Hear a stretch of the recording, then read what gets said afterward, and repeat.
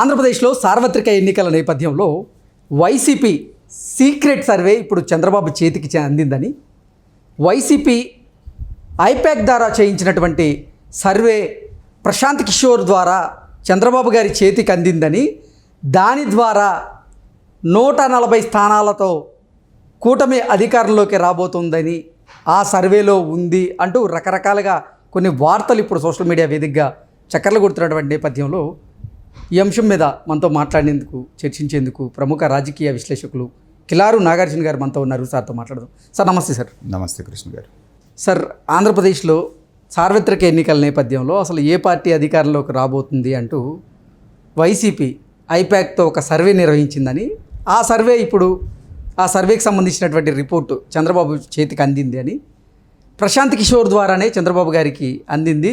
ఆ రిపోర్ట్లో మాత్రం కూటమికి 140 స్థానాలకు పైగా రాబోతున్నాయి అంటూ ఉంది అంటూ రకరకాల వార్తలు ఇప్పుడు సోషల్ మీడియాలో చక్కర్లు కొడుతూ ఉన్నాయి. ఏంటి సార్ దీని మీద మీ విశ్లేషణ? కృష్ణ గారు, మనం గత 3 నెలలుగా మరీ ఆంధ్రప్రదేశ్కి సంబంధించి రోజుకు 2-3 సర్వేలు వస్తాం, రకరకాల సర్వేలు చూస్తాం. అయితే ప్రశాంత్ కిషోర్ అనేటువంటి వ్యక్తి జగన్మోహన్ రెడ్డి గారిని అధికారంలో తీసుకురావడానికి ఏ పాత్ర పోషించాడనేది మనందరికీ తెలుసు.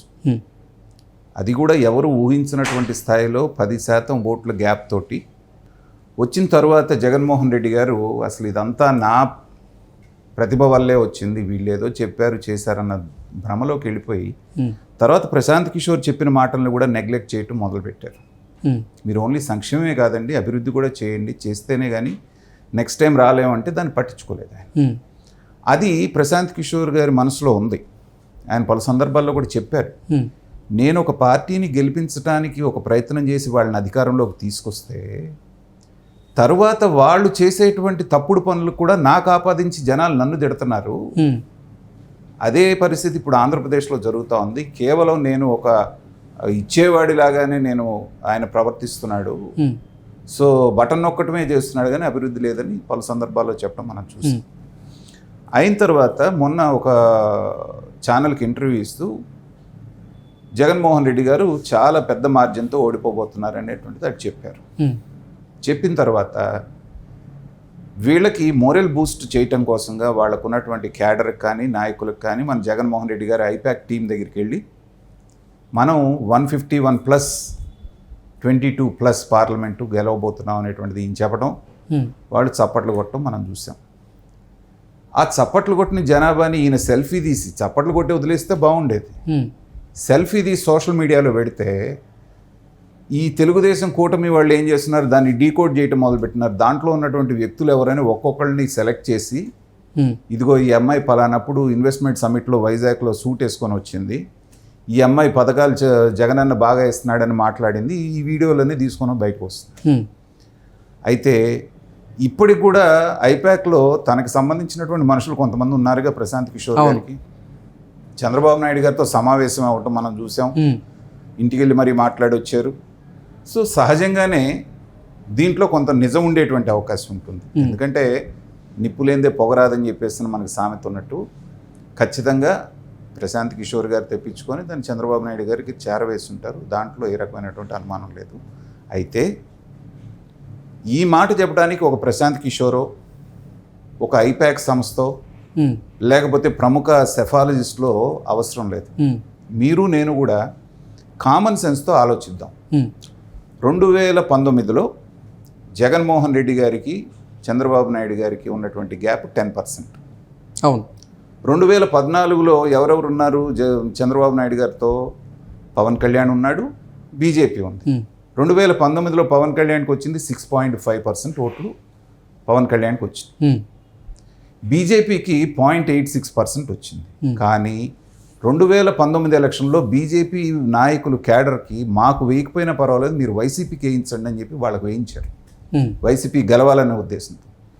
కనీసం అంటే 2% ఓట్లు అనేటువంటిది బీజేపీకి ఉన్నాయి రాష్ట్రంలో. 6.5% ప్లస్ 2% ఎంత అయిందండి? 8.5%. ఆ రోజున లేకపోవటం మూలాన 10% గ్యాప్ తోటి జగన్మోహన్ రెడ్డి గెలిచాడు. వీళ్ళిద్దరూ కనుక చంద్రబాబు నాయుడుతో ఉండుంటే జగన్కి చంద్రబాబు నాయుడు కూటమికి ఉన్నటువంటి గ్యాప్ ఎంత?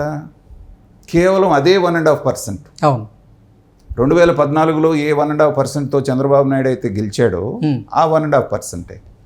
మరి ఇప్పుడు జగన్ కూటమిలోకి బీజేపీ వచ్చింది, పవన్ కళ్యాణ్ ఇంకా కూడా బలం పుంజుకున్నాడు, దాదాపు 10% పైన అతనికి ఉందని చెప్తున్నారు. అదే 12% కనపడుతోంది.